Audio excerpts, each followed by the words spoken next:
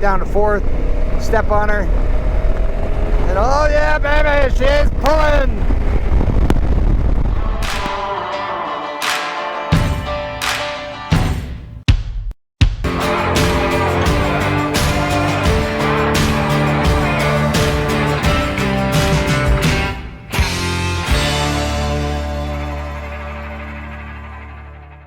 We now have the new bike, which is great. It's great to no longer be a bikeless, bald biker.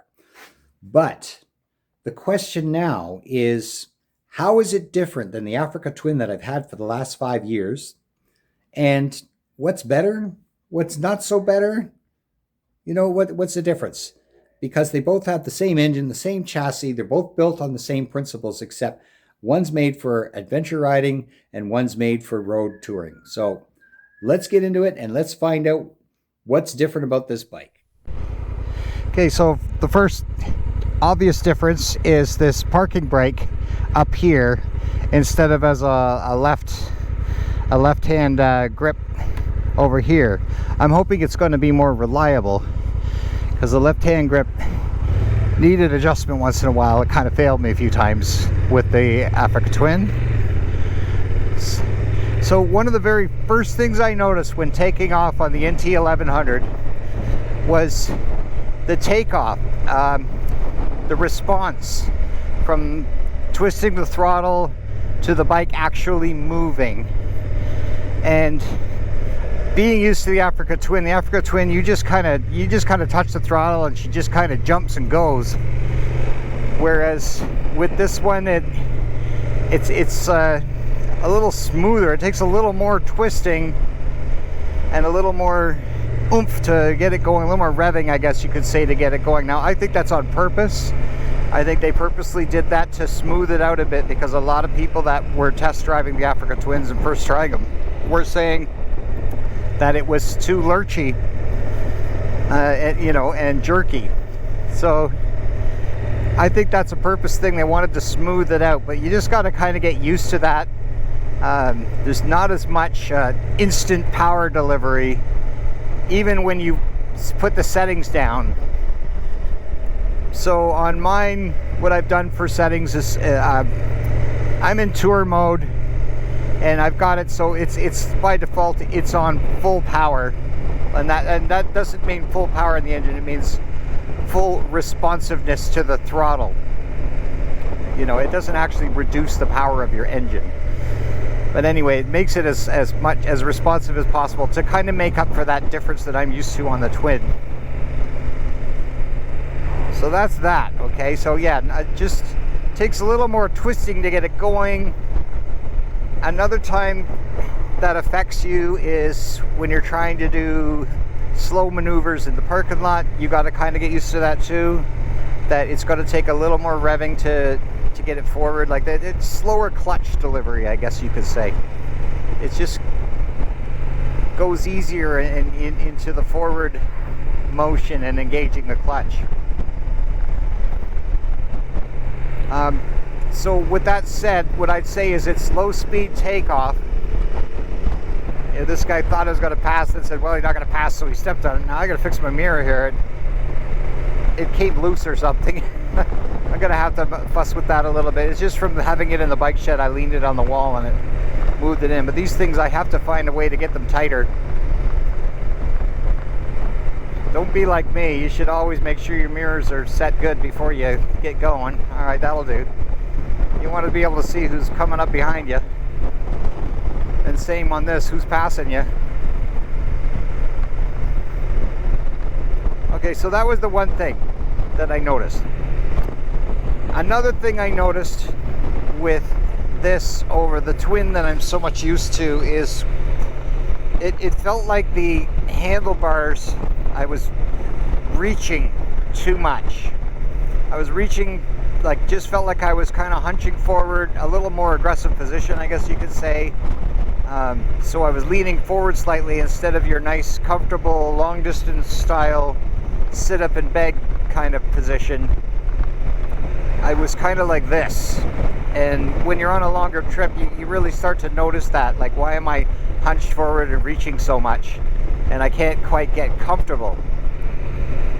So I fixed that by getting some bar risers, as you can see. Now these are fairly aggressive bar risers, a little more than I thought. I think they're like 35 mil, and I had a hard time getting them to fit because these cables are pretty tight. Even when you get in underneath and you try to loosen the clips and the clamps and things that are holding it in place, it's only going to give you so much slack.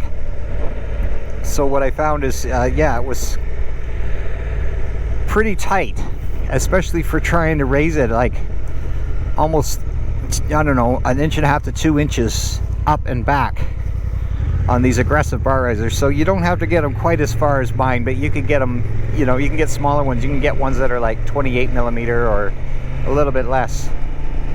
But I like my handlebars to be up and back a little further, so I managed to make it work, got them installed, and I'm still kind of in the test phase with them here. I've only ridden the bike a couple times since, but they seem to be working well, and I'm much more comfortable now I'm sitting. So the handlebars you're looking at now are up and back about 2 inches more than the default. And of course, the other place where I really like that is when you're standing. I'm much more comfortable standing now. I'm 6 foot tall and 34-inch inseam, so fairly long legs. And without those bars being up like that, I'm like hunched and stooped and crouched in a very uncomfortable position if I try to stand. Now I know this isn't an off-road bike by any means, it's not supposed to be, but there are going to be times when you got to go through rough spots. You got to maneuver some slippery gravel or mud or construction zones, and there's going to be times where you're going to still need to do a little non-pavementy stuff. And whenever it does get a little bit tricky, you can do that. Whenever it's a little bit technical, you can stand. Another time I love to stand is just if I'm on a particularly scenic back road with nobody around, and I can stand up like this and I can just look around and look at the view. I like doing that. It's just fun. So that's cool. Now, okay, so what I was saying about the responsiveness of the throttle, where it lacks in the initial, pickup and takeoff, it's much less there. It is a lot more in its mid-range pickup and takeoff. And again, I know that most reviewers, they like to talk in Newton meters of torque and all this kind of stuff. I don't really care about Newton meters of torque. I just want to know how responsive it is. And this is really primarily focused on how this bike differs from the Africa Twin. So what it is, okay, I'm riding along here, let's say I want to pass a car, and I'm just doing my typical backcountry road speed where in Canada it's about 80 kilometers an hour on a backcountry road out in the country. And if you want to pick up and pass a car, and I give it a little throttle, and I'm only giving it a little bit here, well, I really got to fix that mirror. I'm already doing slow her down here a bit. Okay, yeah, this I don't like. I got to do something about these mirrors. The reason they're not tight is because I put those bar risers in, and they're not used to being tightened in that position. So I'm gonna have to figure something out, because now when I tighten it back, I don't get my mirror. Anyway, we'll fuss with that in a minute. I'll get it where I like it. Worst comes to worst, I'll friggin' stick some glue in here or something. But you can see the pickup I had there was so much it moved the mirrors. One thing I forgot to add when I was talking about how quickly it goes from country road speed to passing speed, and when I was showing you how quickly it went, I didn't even kick it down to gear. And I often do that. I'll just kick it down into gear to give me an extra little woof. But that just makes it go even quicker. So I guess you could say I wasn't cheating in any way. I didn't even downshift. Which of course, if you're not familiar with DCT, you can still downshift to pass. You don't have to go into manual mode or do anything weird. You just have to hit the paddle shifter one down, and it'll take you down, and then it'll, when it feels you're done, it'll automatically go back to the higher gear. So I guess I could show you here. Alright, so here I am just kind of cruising along at my 80 or so, and I want to pass a car, but if I do shift it down a gear, it's in 5th now, down to 4th, step on her, and oh yeah baby, she's pulling!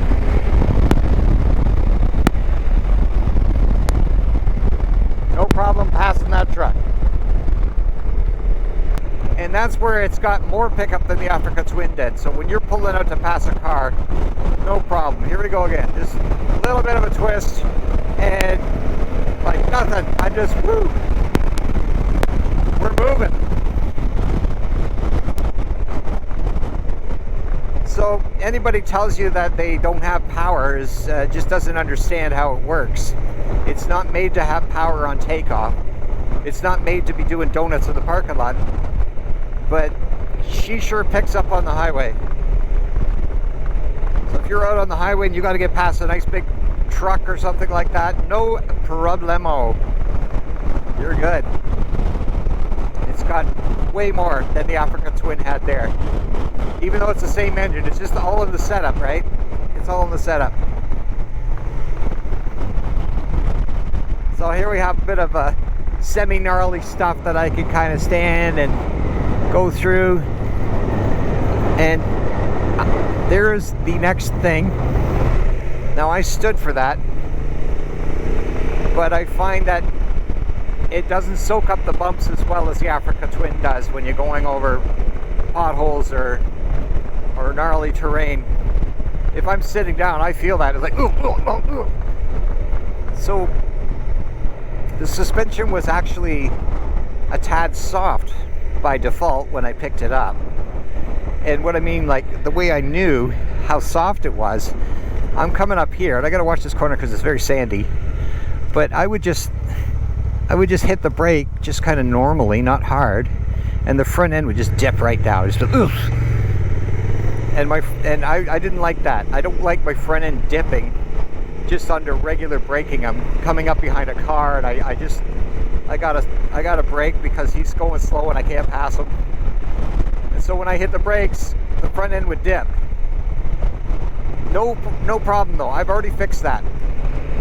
The suspension can be adjusted, and here's another difference with the NT1100, at least for the Canadian version, and I know that they have some different models over in Europe, but it does not have ES. It does not have the electric suspension.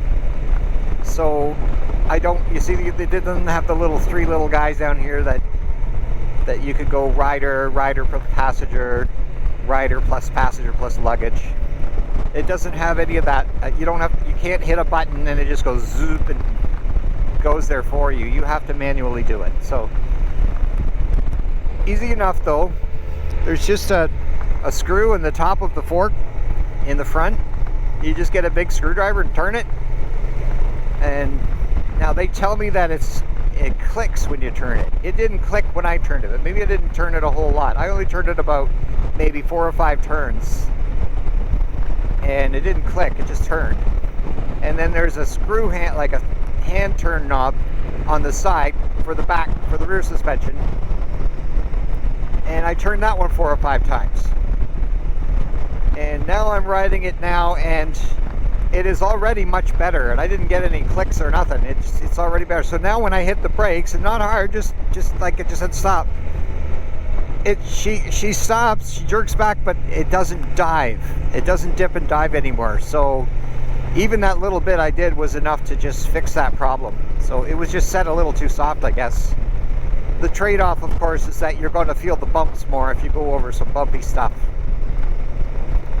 That's all good things. I'm not really unhappy with any of these changes. To me, it's not that they're better or worse, it's they're just different. But I think a lot of them are for the better. especially for the reasons why I changed to this bike. There's a lot of similar things too, you know, the TFT is pretty much the same, the setup is the same. I can still go in the settings and change different things like traction control and power delivery and braking, engine braking. This one's set on second highest engine braking, or well, level 2 engine braking, I guess you'd say, out of 3. And one thing about the Twin is if the engine braking wasn't set on the weakest, which would be level 3, as soon as you let off the throttle, it was like, and it's like holding you back. It's like you're hitting the brakes, which I didn't like that. So I made the engine braking a lot less, but I find in the default tour mode on engine braking on 2 on this one, it doesn't engine brakes quite as aggressively. So I'm okay with that, and then that'll be fine when I'm going down a hill or whatnot. All right, I'm just gonna try and, there's nobody behind me. I'm gonna fuss with this mirror for a second. Try and get it right again. I'll be back.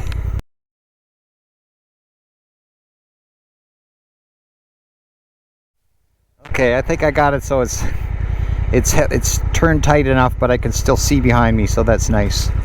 All right, so let's head out here. Now, I'm not gonna head up any gravel roads just yet. I'm still getting used to the new bike, and it's got like these ultra smooth street tires on it that it comes with, and I'm just not so sure about that yet. And I thought, well, do I want to put, you know, some more gravel friendly type tires on it just so I can go on the gravel?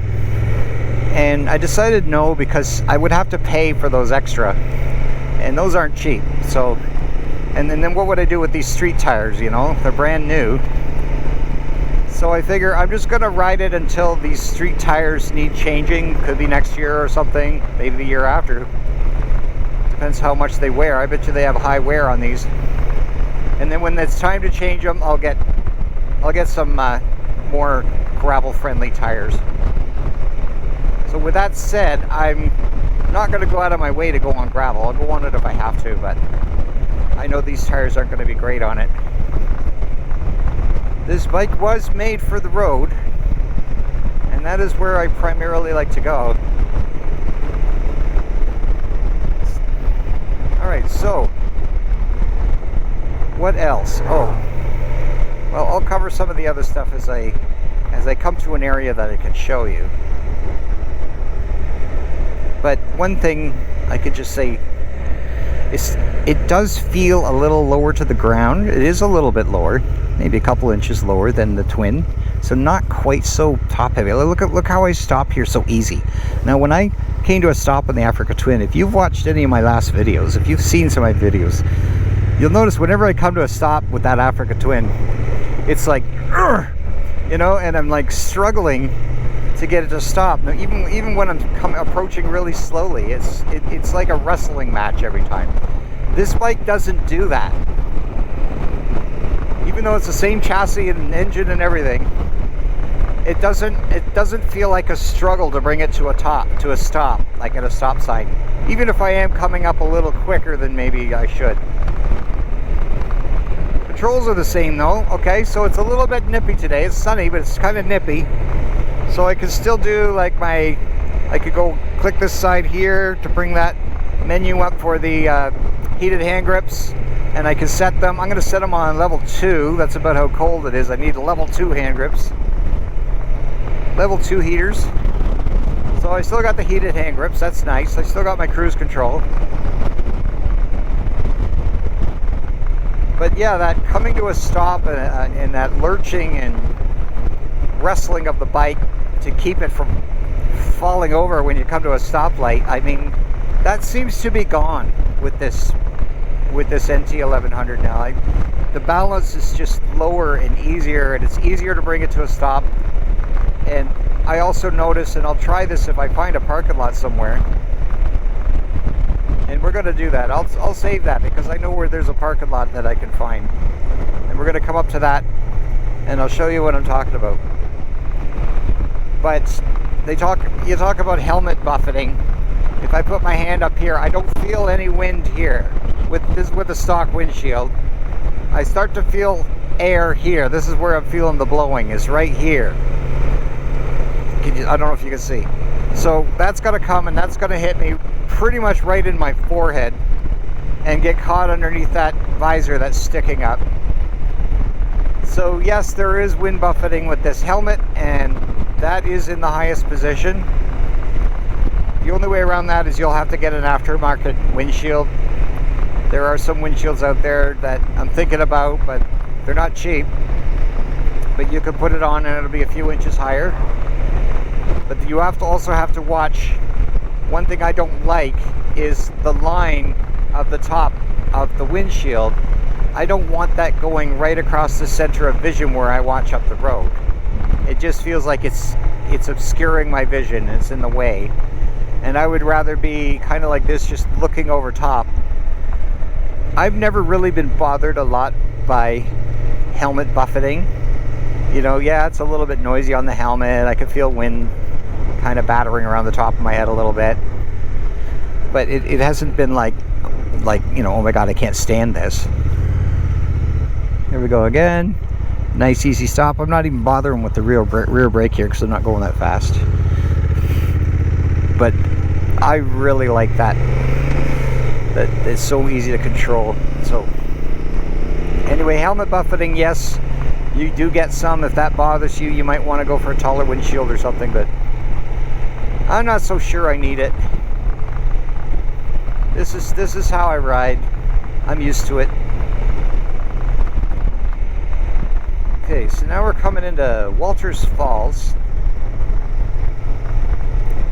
And there's a place here I'm going to find, and I can show you some more things on the bike. Okay, so one thing I said is on the side here, your suspension adjustment's right on the side here, which is really nice. So I find that, yeah, the bike is a little bit lower. It's always a little bit lower to help you with that low speed maneuvering, which is really nice. And I find that the center of gravity is a lot better on it too. Maybe it's better for that pickup on the road I was talking about too. I don't know. But it's just really good for that. Again, if you take it off road, you would want the opposite. You would want a really fast pickup at low end so that you can get up those hills and through those gullies and those rough spots. Whereas this one here, it's not really made for that. It wants to pick up on the highway and pass you. So I like that. So I went and ceramic coated it, which is nice. It's kind of had some dust on it now, but that should help it too a little bit. There's your comfort seat. And you can tell the comfort seat if someone's got it because it's got the red stitching on the side. It is pretty comfy on the butt. I drove it about 140 kilometers up from Waterloo and found that I was just getting a little butt sore after about 120 kilometers or so, you know, and my butt's like not conditioned because I've been sitting around all winter and I haven't been riding. Anyway, we're back on the road again, toughen up our butt a little bit and we'll probably be fine with that. Other than that, I think it's pretty good that way. It comes with a center stand by stock, which is nice too. So we're going to just take it around the parking lot here and we're going to try some low speed maneuvers just to kind of show how that works. It starts beautifully when it's warmed up, but when it's cold, it's a little sluggish. We'll try to do some slow speed maneuvers in the parking lot here. And I'm no expert at this, but I'll tell you one thing, it feels easier than with the Twin.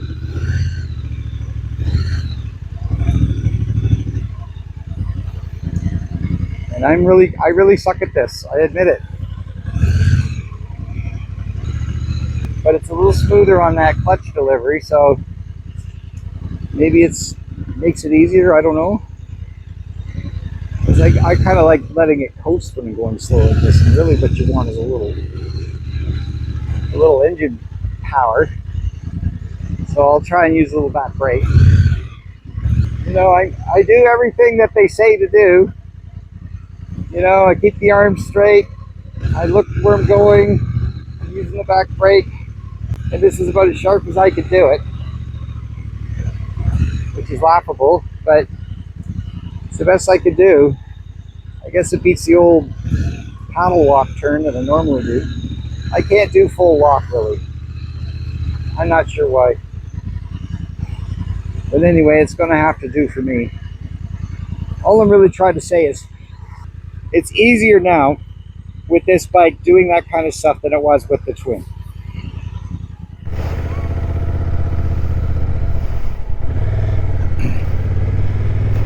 So now, just to give my final conclusions, the question comes down to, was selling the Africa Twin Adventure Sport and getting the NT1100 an upgrade, a downgrade, or no difference? And I have to say, of course, it's a bit of a trick question because it really depends what you are wanting to do with your ride. And if you want to do off-road adventure riding with your buddies, going on them fire trails and camping out and going through the muck and the sand and going out there on the rock beaches with your buddies and stuff like that, then I would say do not get the NT1100, because it just took all that ability away. Hello.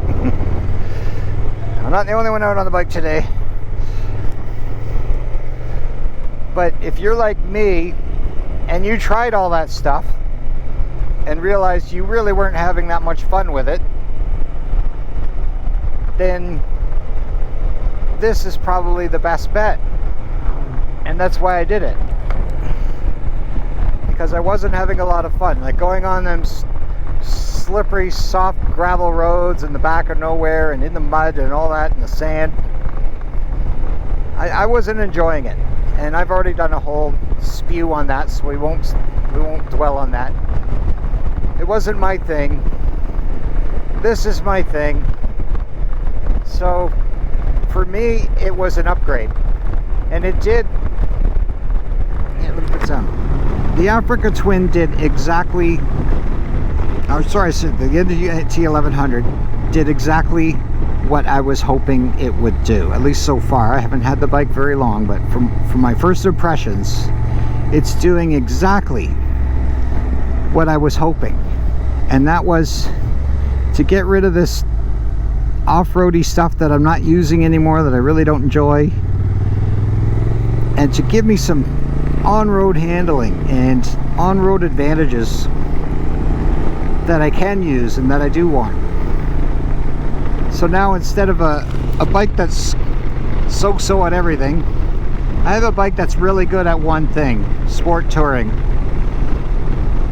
That doesn't mean I'll never go on a back road or a gravel trail. I'm going to work my way up to that. I got to see how these tires perform on it.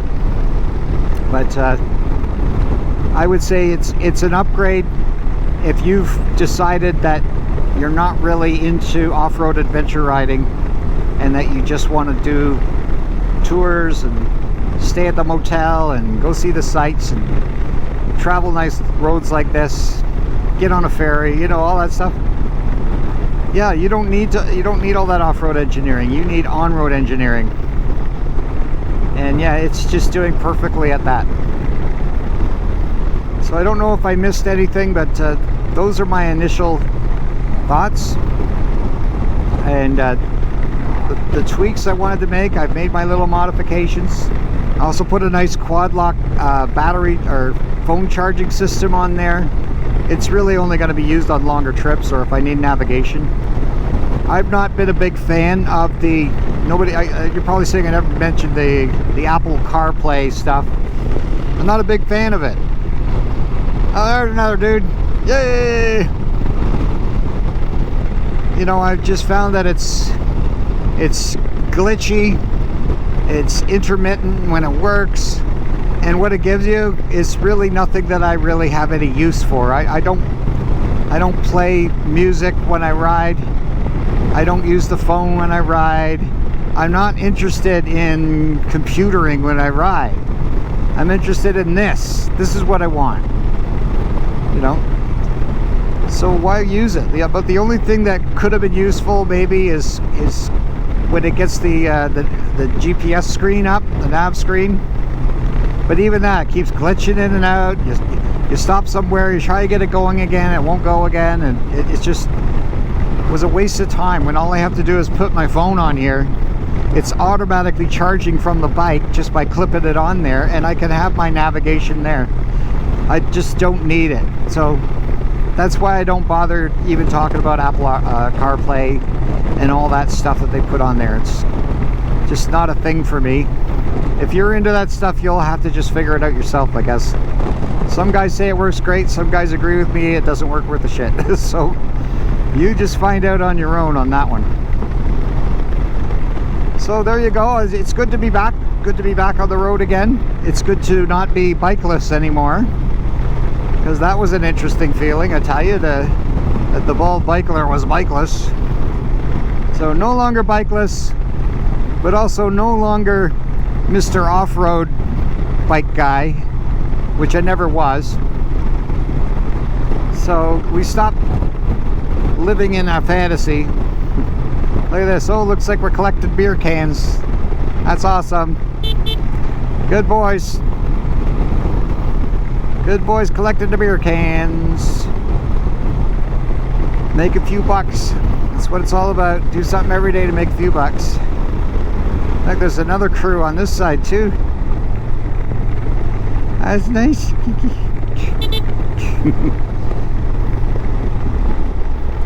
Little highway care. Never hurt anybody. So thank you for watching, and thank you for being patient, staying subscribed if you did, because it's been a long winter. We're finally coming out of it. It was almost too cold to go out again today, but it warmed up in the afternoon. It got nice and sunny and warm, so here we are. It's got up to about 14-15 degrees. I'm like, well, that's good. I could do that. And yeah, I don't feel cold at all, and I'm just wearing a t-shirt under this coat.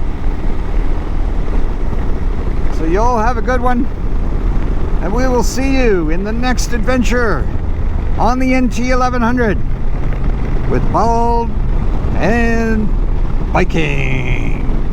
Da-da-da-da.